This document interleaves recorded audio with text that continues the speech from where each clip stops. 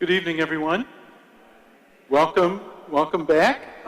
For so many of you, it's been so long since I've had a chance to see you. For me, it's a blessing to see you, and I am grateful to God that we are gathering together again, that we are going to have our school open, give our kids the best shot we can. To start with, let's open with a prayer, shall we? And then I've just got a couple of words, and then I'll turn it over. In the name of the Father, the Son, and the Holy Spirit. Amen. Loving and gracious God, in the midst of so many uncertainties, give us a double portion of your wisdom and courage, your insight, so that we may make decisions, make plans, and engage in activities that keep your sons and daughters and all your people safe. Help us to care for the children that you entrust to us and entrusted to us by their parents, so that we may help them to grow body, mind, and spirit in the joy of living as your people. Keep us safe. Keep us walking with you and with one another to emerge from these chaotic times filled with confidence in your love for us and all your people, through Christ our Lord. Amen. In the name of the Father, the Son, and the Holy Spirit. Amen. Before saying anything else, I want to recognize the extraordinary work done all summer by Mr. Smythe, Mrs. Paul, and actually as well by the marshals who've been conversation partners with us all summer about getting ready for this moment. And I would just ask you to join me in thanking them. They have been doing tremendous work all summer.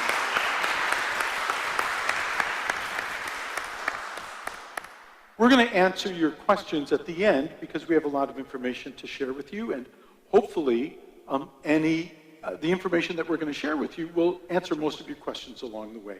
But please be assured that, and as many of you are aware, and I've written and spoken about this many times, our paramount concern is for the health and safety of anybody connected with our parish and school community.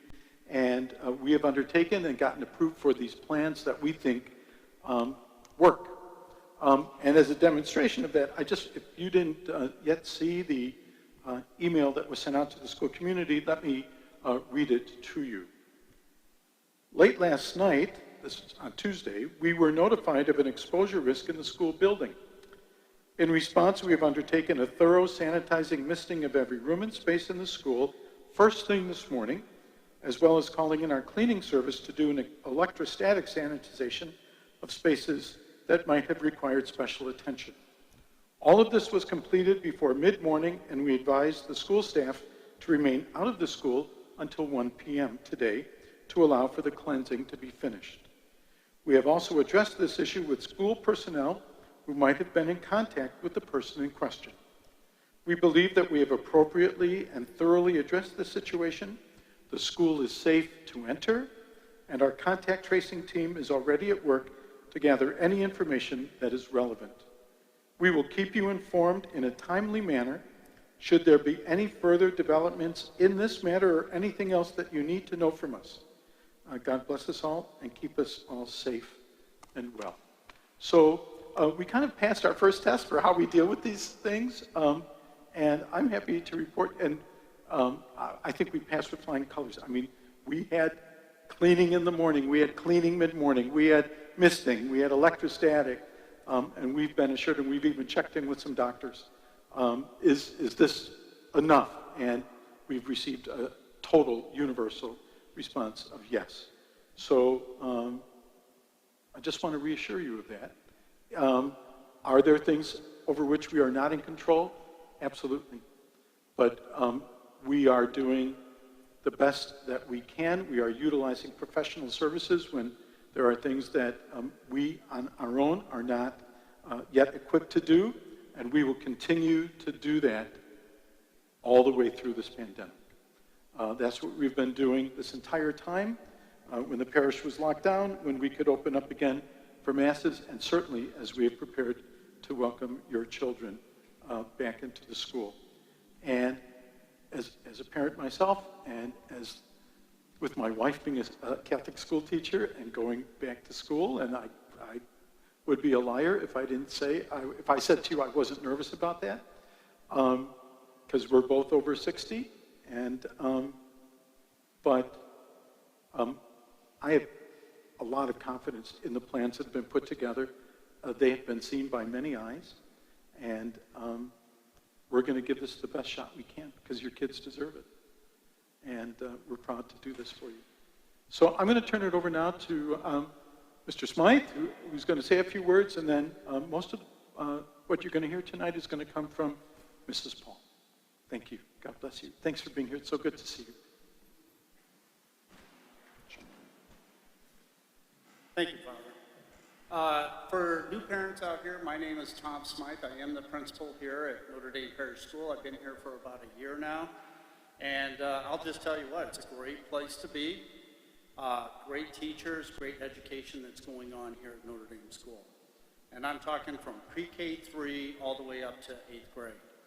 Now, I know that there's some concerns out there and some things that we need to talk about given this pandemic that we're in right now. And we hope to address all those procedures before school and after school. And Amanda will be coming up and talking about those procedures in just a minute. I just want to say that I feel that we need to open up school. We need to have the students in the classroom, but we need to make sure that they're safe and we can provide them with the highest quality education as possible.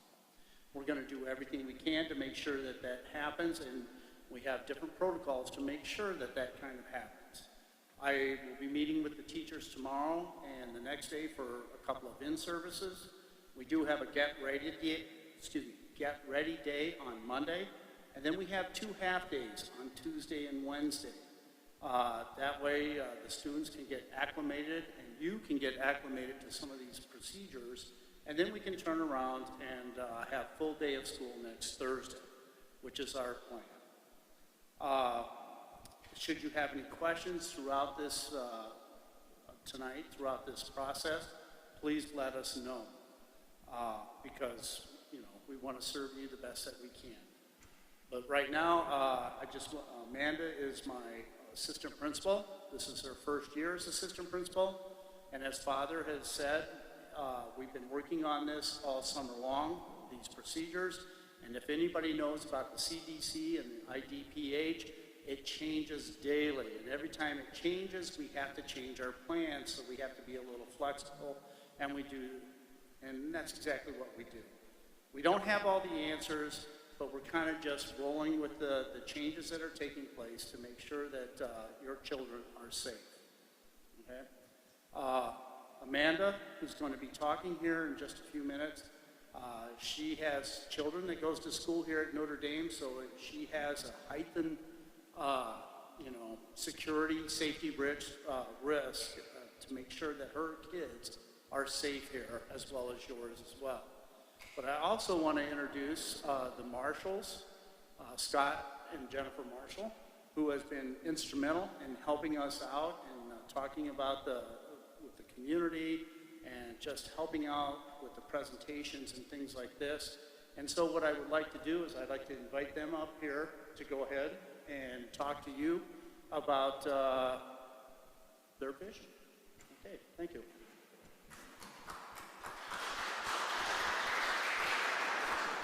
Hi, everyone. For those of you who I have not met before, my name is Scott Marshall. I see a bunch of very friendly faces now that I can take my mask off and we can recognize each other.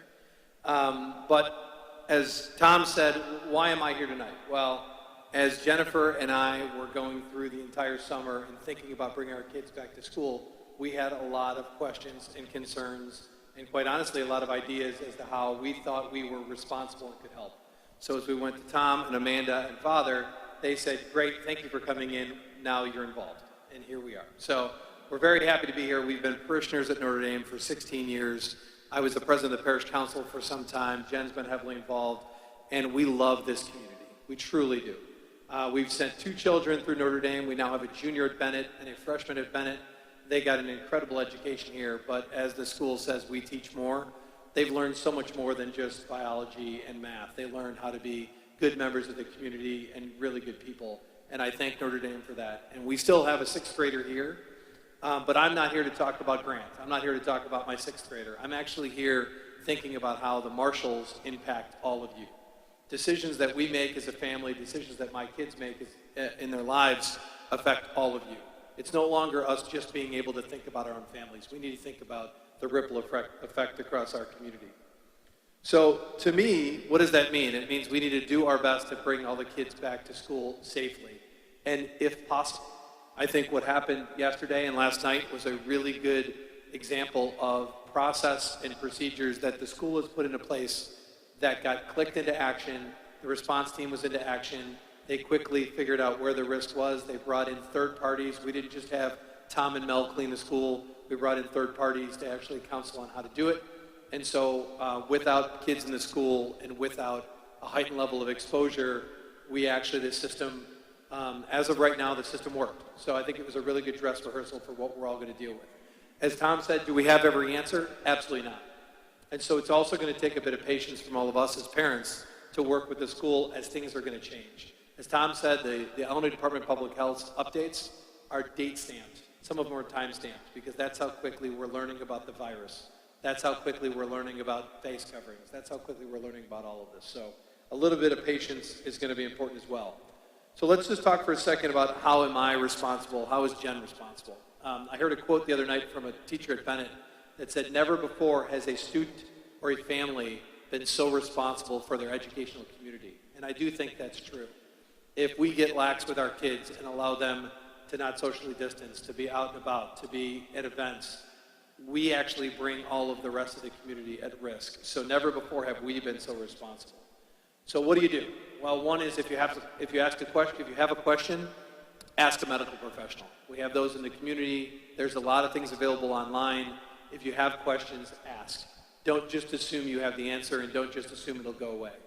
If it's your kids have a sniffle, your kids have a fever, whatever it is, ask. Jen's going to talk a lot more about our responsibility for that type of stuff. So what else can we do? Well, there are a lot of measures that we are putting in place. Socially distancing in the school, masks mandatory other than eating and outside in the gym.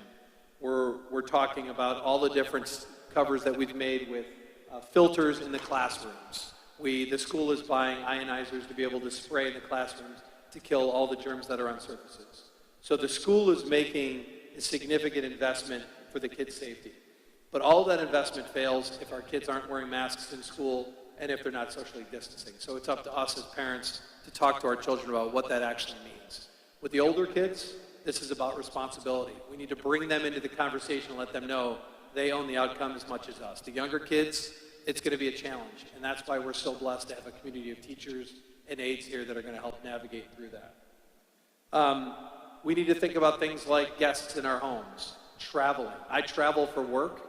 Thankfully, we're all grounded right now, so I don't have that concern, but what if I get a call to go see a client in South Carolina that's a hot spot, and I come home, live in the house with Grant, and Grant comes in and exposes the school? So I need to think about my own travel. Jennifer and I were invited to go on a couples trip, on a cycling trip. We're not going to go because we don't want to come back to the community and put all of your families at risk. So I think for all of us, we need to think about how our decisions, how my decisions affect all of us. We're all in this together. So I would just close by saying we're going to do, the school is doing the best it can. I truly take my hat off to Amanda and Tom and the supportive father for all that they've done. They've thought through this left and right. We had the FAQ document that Amanda sent out earlier this week, I think on Monday. There were many, many versions of that document because we were getting counsel from doctors and nurses, people within the community. Read what you can, educate yourselves, and work with us because the more that we hear back from you, actually it's going to help educate the process as well. So with that, I'm going to hand it over to Jennifer, who's going to say a few words, and then we'll hand it to Amanda. So thank you all for being here.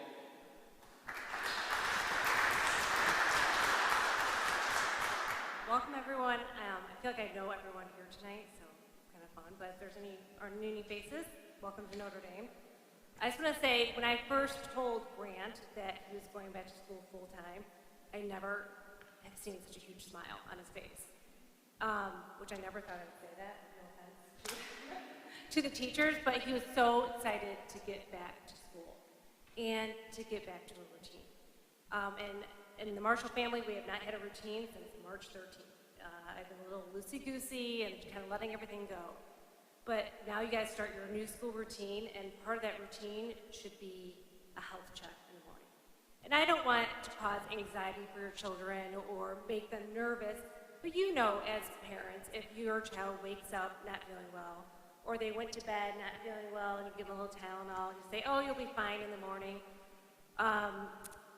This year, we can't do that. In years past, and I'm not saying you did this, I know I've done this, I would have appointments next day, you're gonna get a little Tylenol, and you're getting to school, because everyone sometimes has a sniffle or a cough.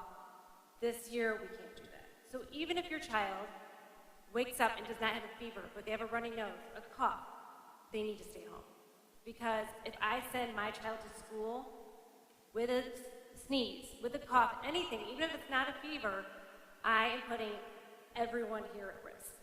And if it's a day that there's Spanish or gym or music or whatever it is, where there's a traveling teacher going through every single room, I could physically bring down the whole school by sending Grant to school. So what we're asking you is just to think, you leave your kid at home and they can e-learn. And they're not gonna lose out. They're not gonna miss a step because they're gonna be streaming from the classroom. So please just think about that. And on those days when your child stays home or another child stays home, there's no need to shame. There's no need to say, oh my gosh, Johnny stayed home today, I wonder if he has COVID. Well, you should thank those parents. Thank you for keeping your child at home and keeping the rest of us safe. Stay home, e-learn, and then when you're all clear, and when you follow these protocols, you can get back to school. So Amanda and Tom and Father David have worked so hard and all summer to get our kids back to school, and I know for the most part everyone is really excited and ready to get back, and I know Grant is. And Amanda is going to go through kind of the protocols and what a day of school will look like. So thank you.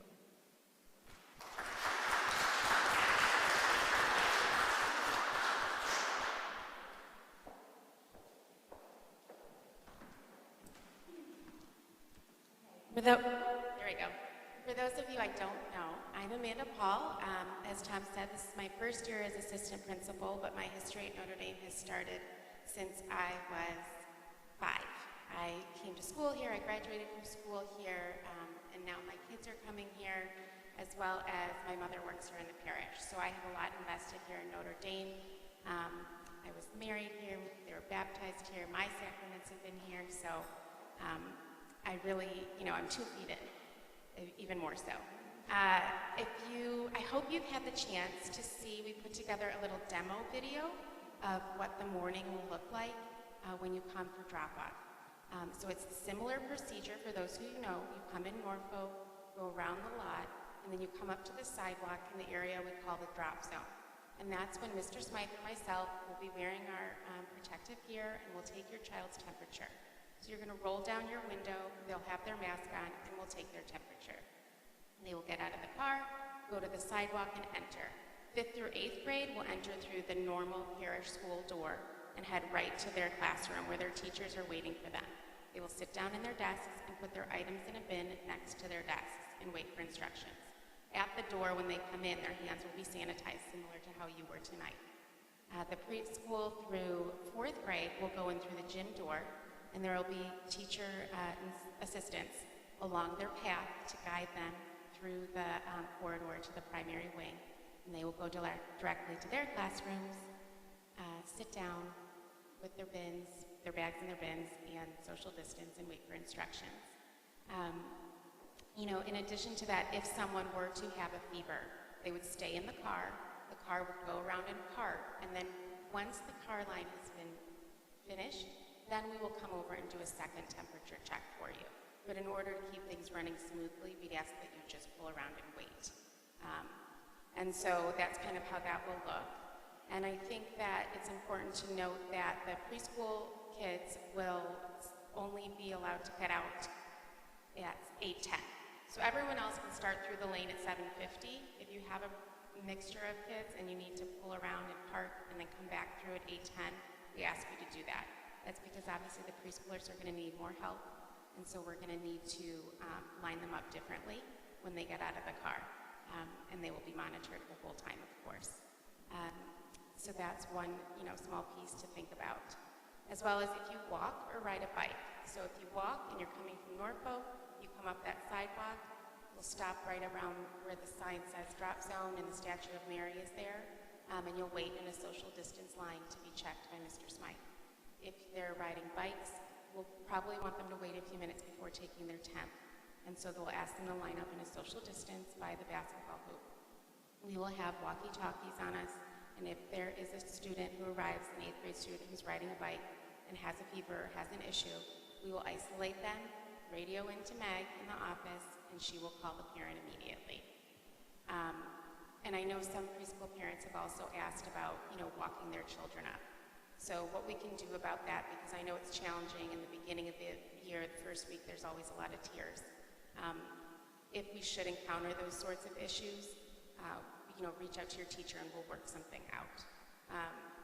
That's, very understandable. So basically the day will go on and they will learn a lot and enjoy each other even though they're sitting 6 feet apart and wearing masks. I personally, when my daughter said one time to me, oh, but, do I have to wear a mask at dance? And I said, well, if you want to go to the studio, yes. If you want to not wear a mask, then you stay home. That's just what it is. That's the world we live in now. It's not fun. I don't like it. But I'd rather be here with you, social distancing, with our masks, than not being here with you at all. I even invested in those little blue light glasses because my computer is just giving me such a headache. They're probably more fashion than anything. So anyway, we have a bathroom schedule for all the classes. So there will not be numerous kids being sent to the bathroom at the same time. If it's second grade's blocked to go to the bathroom, a boy and a girl will be sent. So there's only one student in the bathroom at a time. That way, if another student in another class has an urgent issue and needs to go to the bathroom, they can go and we know there's only one student in there. We also have a primary instructional aide this year who will help monitor that kind of bathroom situation since kids will be coming and going frequently for the bathroom since it's going to be spread out so much. The junior high also has a bathroom schedule, and we also have bathroom scheduled cleaning times throughout the day. So that was one of the fun things that we got to organize. The specials teachers, as Mrs. Marshall said, will be traveling to classrooms. So students will only have 2 opportunities of pathways through the hall, and that will always be the same pathways, either the bathroom or in and out of the building. Because another time that they'll be able to go out of the building is to their designated outdoor space. Teachers can take them out there to do an activity, of course, but also just to have a break, social distance, take off your mask, that kind of thing. So gym will be outdoors as well, weather permitting, and will be in their special space. The teachers and I and Mr. Smythe will be working on, setting up those spaces using cones and all that in the next few days. When the weather changes, we'll cross that bridge. So that's what I can say about that. I know that e-learning is also a question because, as Jen said, if you have a sniffle, please stay home. Well, you're able to call the office and say, my child has a sniffle, but they will do the e-learning from home. So they will not be in the building today, Mrs. Collins, but they are going to be on virtual learning. So that teacher is going to expect to see them on their virtual learning time. And as I laid out in the document, the 5th through 8th grade will be required to check in for each class period. And it will be at the teacher discretion for how long during that 45-minute period they are sitting on the computer. They might give them, 10 minutes off after the instruction to say, work on this, jump back on for, the 5th through 8th grades, they can manage that, right? 4th grade's kind of borderline. So we are keeping them, with the primary this year, and they will have at least an hour of instruction in the morning and an hour in the afternoon, virtually direct instruction, as well as their assignments through Google Classroom. And then kind of from 4th grade down, the time's kind of shortened, because it's just not developmentally appropriate to have those little ones on the computer all day like that. And I just don't think that they stay engaged, honestly, unless it's YouTube Kids. So that's the plan there. And the teachers are more than willing to do office hours, virtual office hours by appointment. If your student is at home for a long time and they just need that extra one-to-one with assignments, they will arrange, pick-up, drop-off times if it's something like they're doing work pages and it's easier just to bring the book back, we can arrange all that. The teachers are willing to work with you on that. We understand the challenges of these young e-learners who are trying to upload things to Google Classroom, and it's a wonderful skill that they're able to learn. But at the same time, we know it's challenging for you at home because you're managing it. So we're cognizant of that, and I hope that you're cognizant that the teachers are working hard and will get back to you as soon as possible when you reach out for help. So have some patience with our initial onset of any kind of streaming. So let's see, dismissal will be the same. The kids will come out the doors they went in. We'll probably start, with kindergarten. Our pre-K 4 is going to have some full-day students this year, which is wonderful. So we'll probably start with them in kindergarten, coming out first, probably have them leave their classrooms at 2:40, and so by the time everyone kind of comes out, it'll be 2:46 or so. They move faster than we realize at the end of the day, especially. So that should be okay. And we ask that if you come into the parking lot for pickup, that you do the same thing as before, where if you come out of the car, you wear your mask and social distance. But we ask that children aren't just going into the parking lot on their own to your car unless they're in the right appropriate age, because we above all want to keep our parking lot safety intact. We have a wonderful system and it works and everyone's safe, and we don't want to lose that. So maybe make a new meeting spot with your child that's further away from everybody else. Whatever you need to do, it's something to think about. I know I mentioned the attendance about e-learning, so that's an important piece that I know Mr. Smythe wanted to mention. And then also, while I'm thinking about attendance, I'm thinking about Mrs. Collins. And so if you have a moment to ever say thank you to her, please do so. She has been working tirelessly with our team all summer as well. And even though she doesn't have the joy of being here on these evenings, she's always working. And so we just very much appreciate her. And I'm happy to take any questions. I'm sure, I've said a lot, but I'm sure I've missed something. So feel free to raise your hand and ask some questions. Yes? If a kid isn't there directly, so they're doing e-learning, will they have streaming lessons? So will the teachers be streaming video of their teaching, or will it just be like we had last year where it's more distributed for the day? So they have streaming times, morning and afternoon for 4th and younger, and then 5th through 8th will go on their regular schedule the whole day, streaming live. So even if you're home with a sniffle and there's kids in the classroom, everybody's hearing the same lesson. Yes?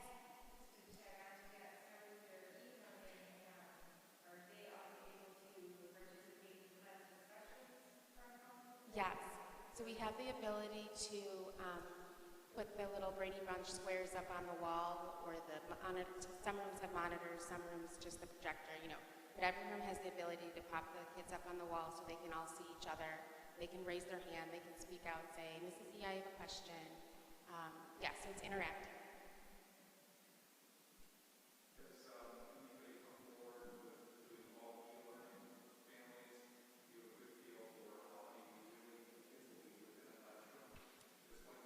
Okay, so we did, in order to keep our 6 feet social distance within our school classrooms, the classes are capped at 19.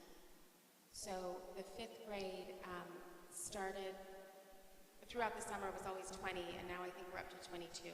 So they will be in O'Keefe. And we have spoken with the parish about significant security measures that need to be taken now that those children are in the parish center. In addition, they will only be going to the bathroom in the school building. All the parish staff have the same requirements that we as staff have as far as bathroom checks and protecting God's children and all those good things. Mrs. E has worked really hard to set that room up to look like a classroom. She has the technology in there. I think we have a whiteboard in the back we're going to roll into there for her. So she's really doing everything she can to make that a real classroom space. The side doors we're going to get a lock for and put something on the windows so that will be a distraction should people be coming in for 8:45 mass and those things. The teachers in the junior high will be rotating, and those 5th grade students will not be left unmonitored at any point. We are working out a schedule so that there is a teacher in that room at every single point. very aware of, it being a different space, and we're planning for that. I think I answered a lot more than you asked, but they also will have their HEPA filter, air filtration little machine, and all the cleaning and all that. So, yes.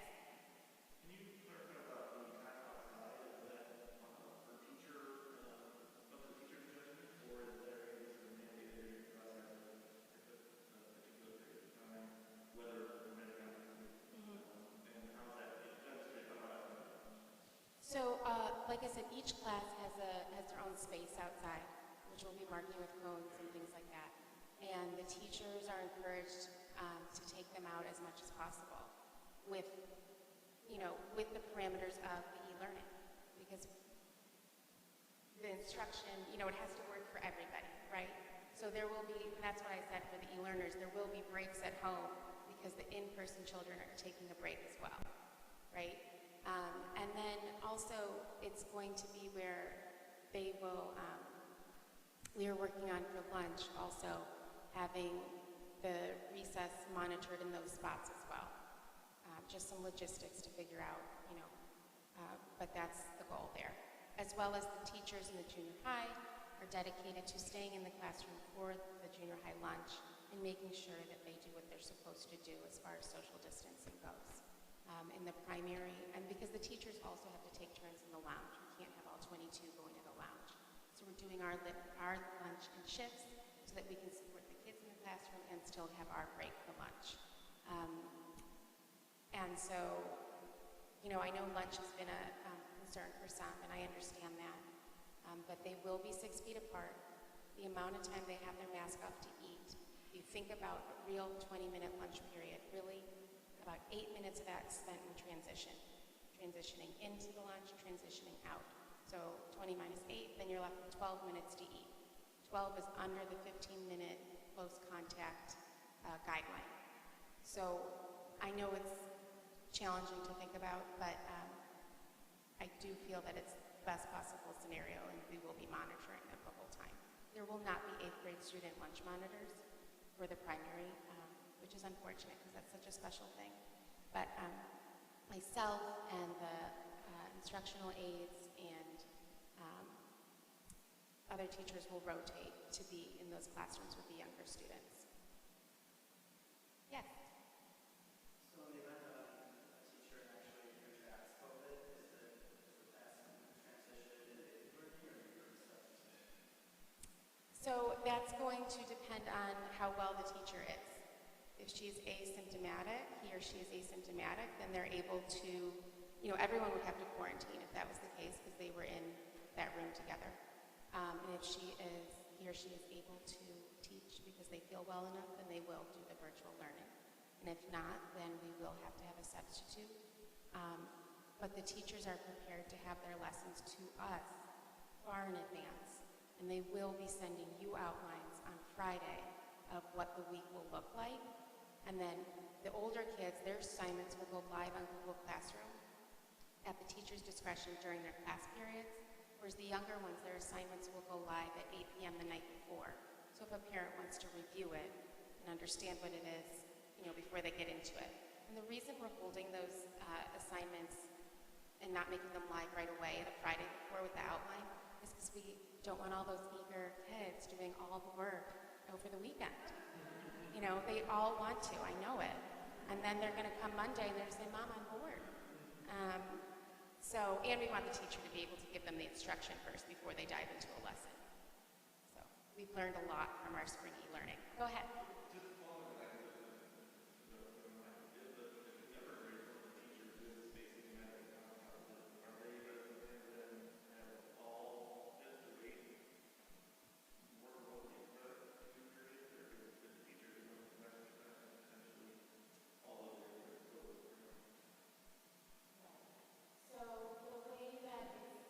Looked at is primary versus secondary exposure. So that is something that we'd have to really look at on a case-by-case basis and see what the situation is. Is that a potential? Yes. Is it a potential that the whole school, if there's two, I think if it's 2 cases in one classroom, the whole school goes down for 14 days? Yes, those are all potentials.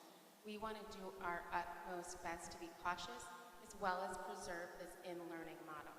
I mean, I've had numerous friends just beside themselves worried about if they're sent to just e-learning for the fall. And so I think we have a really special opportunity to provide this social, emotional, mental health, important to their mental health experience for our kids.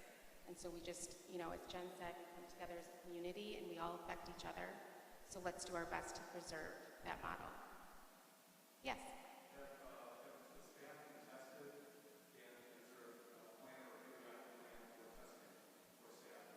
So that's a great question. And our backup organist, correct? Sure. Father would love to answer this question.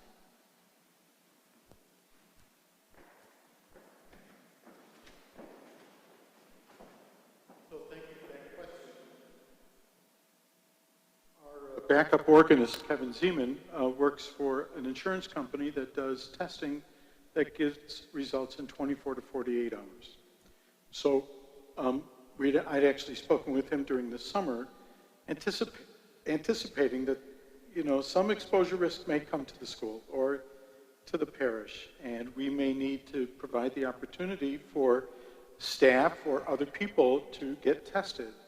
And so we've already reached out to them because if there's anybody on the school or parish staff that wants to be tested as a result of what's going on this week, we're going to provide that for them. So we've already got a resource that we can call on. We're prepared to be able to bring people in pretty quickly to do testing. Does that? I'm sorry? What did you say? Some have. Some have.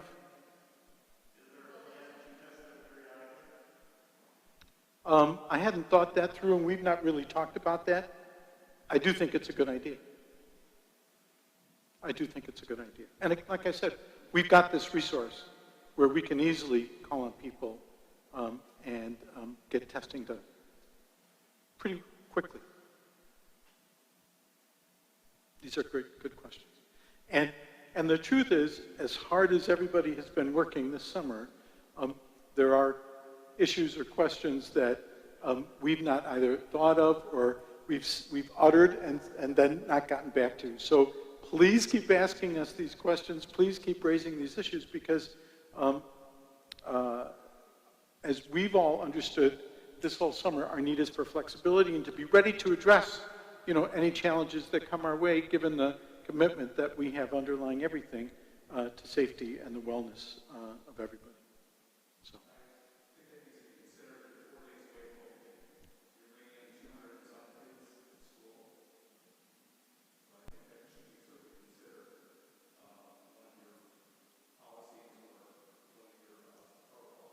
Yep. I'm glad you said that. Thank you. For me? I'm going to need you because I can't. Yes? 100.4.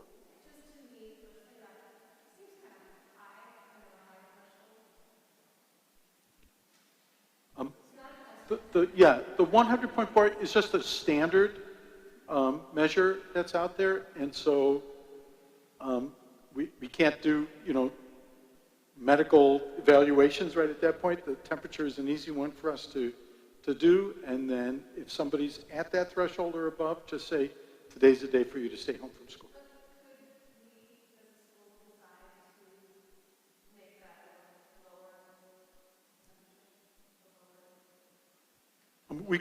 We could ask the doctors, and some are connected to the parish and the school, if they think that's okay. There are times when kids run a little high, and so we don't want to keep somebody out of the school, right? So I would say we're going with the science. We're going with the science now, and until we get better recommendations about that or any issue, we're probably going to keep with the model that's been given to us. Yeah?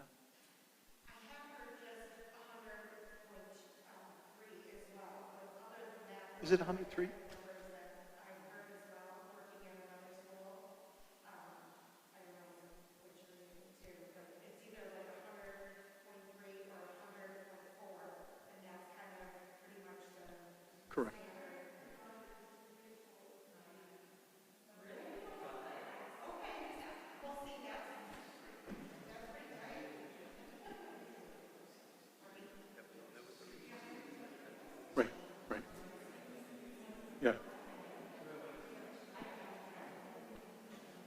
So I've been reminded that the temperature figure that we're using is the one that's in the CDC guideline. So, and oh yes, and the Illinois Board of Education. So we're going to stick with that. And here's the other thing: we are going to be continuing both for school and parish, evaluating things as we go on. And I am begging you and anybody who's watching, if you have concerns, just let us know. If you have questions, we need to be in this all together, and like everything else. But this is life and death, and we take this very, very, very seriously. So we want to do the best and the right thing for everybody. Yes, yes, yes, sir.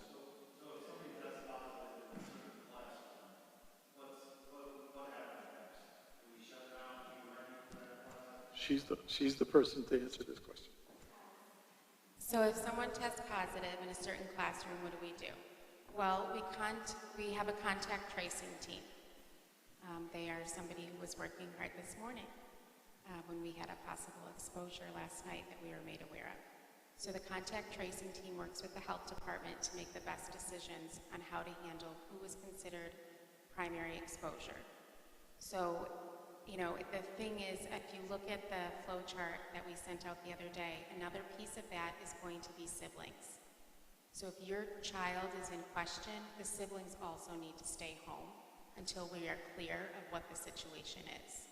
And the first thing you're going to do if you keep a child home for any reason is contact your medical professional. And then, you know, whether it warrants testing or not, there's protocol to follow that requires doctor's notes to return. That could mean, you know, 2 negative tests within at least 24 hours apart.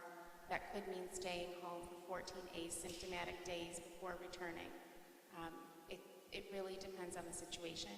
And so that's why, you know, these plans are constantly evolving. We've, you know, written out as much as we possibly can in the flow charts and trying to help you to know what to do and to help us to, so you know what to expect from us and how we're going to handle it. It is all written out, as well as that contact tracing team will be available to speak to anyone who is not sure if it's time for them to come back or would like to contact Father's Resource for testing.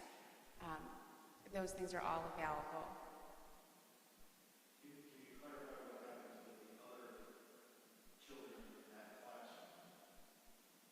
Yes, they potentially would stay home. They would stay home? Yes. Yes, for 14 days to monitor symptoms. Yes. Yes. Yes. This could be early days with warm outside. Is the plan to have the air conditioner on or windows open or bulbs to increase ventilation and air circulation? What's the plan? So the air is running currently. It's stifling in there if it's not. So it needs to be running. It really depends on the classroom, the sun exposure as far as the windows, because it really can make a difference. And I personally feel a stuffy room would be worse. So I can't say whether or not in which rooms the windows will exactly be open. But with discretion, we would like them to be, of course. But if it's only going to create a more stuffy situation because we live in an area that becomes incredibly humid, I don't want the windows open. I want the air going with our little HEPA filter. We have one right here behind the altar. It's running right now. You can't even hear it. It's about as big as a briefcase, I guess, a large briefcase, small suitcase. So, yes.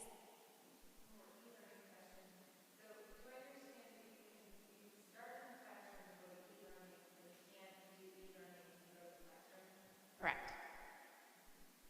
And that's all about, there's a lot of logistics that go into our responsibility of having students in a building, and especially with this social distancing, how much furniture are we moving out of the classroom to get those desks in? So if we have 19 students and a student is staying home, we're going to allow that little extra space and only have the 18 desks in. And that means maybe the teacher can keep her shelf in the classroom. So a lot of moving pieces would happen to have someone switch models in that direction. But of course, you are always welcome to stay home. Yes? This question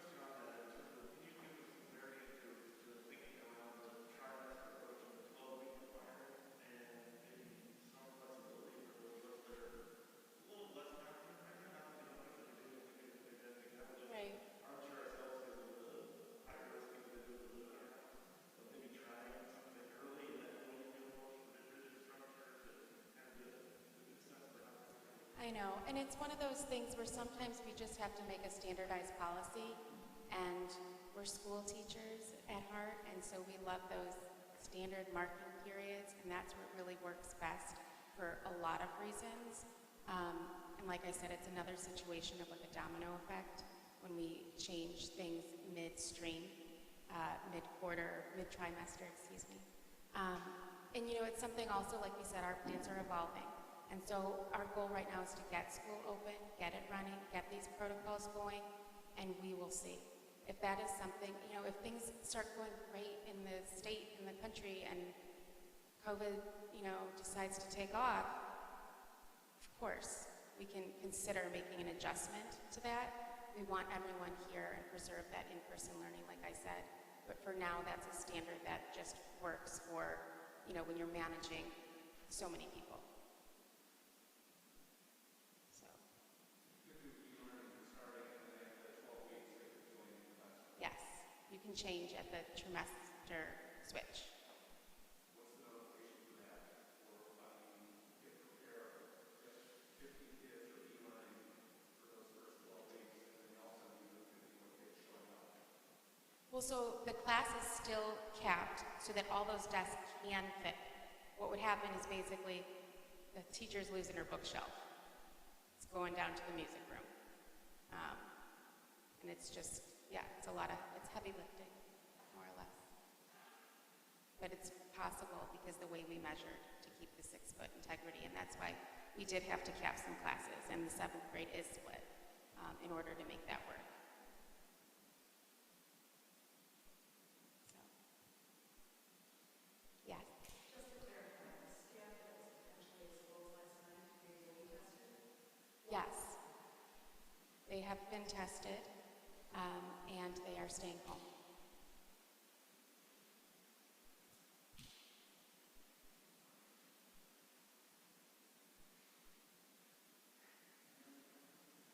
No, are there more questions? Yes.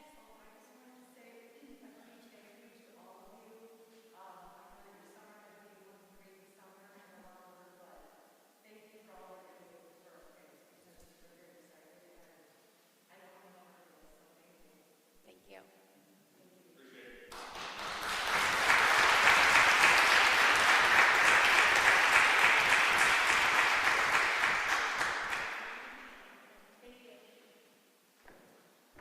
I want to thank you for coming tonight. I just want to point out that we're trying to make things as normal as we can in pre-demic times. We are going to have, I don't want there to be any mistake in that when we start classes on Tuesday for our half a day, Wednesday on a half a day, full day on Thursday, education will begin with your children. Whether it's e-learning or in class, we are going to be taking attendance. We are going to be giving assignments. There will be tests. There are things like this that's going to be happening, and we want to make sure that your children are ready for school, that we're ready to move forward with this. Yes, it's different times. It's strange at this point in time. Yes, I wish we had like some antibody or some kind of vaccine right now, as everybody else.